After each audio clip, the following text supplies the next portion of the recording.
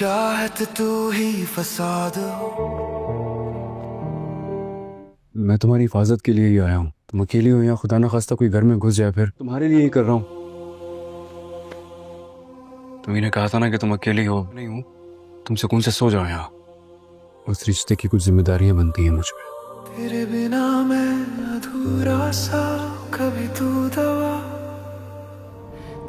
तू तोड़ता है। चल रहा था इस नाम का टर्की में। हम दोनों की पैदाइश होने वाली थी ना, तो जब हम जा रहे थे हॉस्पिटल की तरफ, पड़ोसी मुर्दों के साथ आप टर्किश में गुफ्तगू कर रहे हो। कोई होमली फील?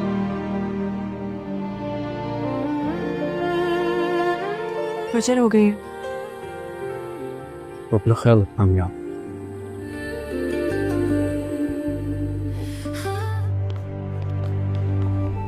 बीना आपका नाम है? जी। मैं आपको लेने आया हूँ। समझ ही नहीं आ रहा था कि मेरे साथ हो क्या रहा है। आप सब इसके कलीग हैं, आपको कम से कम एक दिन रुकना चाहिए। As you wish. छोड़ आता हूँ मैं फिर इन्हें। हालांकि मैं चाहता नहीं हूँ कि ये लोग जाएं। डॉक्टर, और कितने दिन रहना होगा इन्हें यहाँ? नहीं है। जब डॉक्टर कह रहे हैं आपको यहाँ रुकना है तो बस रुकना है।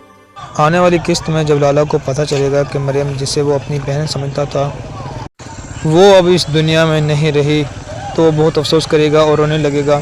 फिर इसे ये भी मालूम होगा कि एल्फ दरअसल मरियम की बेटी है। इसके बाद लाला अपने आदमियों को कहेगा कि एल्फ पर नज़र रखे, क्योंकि वो उसे कोई नुकसान नहीं पहुंचाने देगा।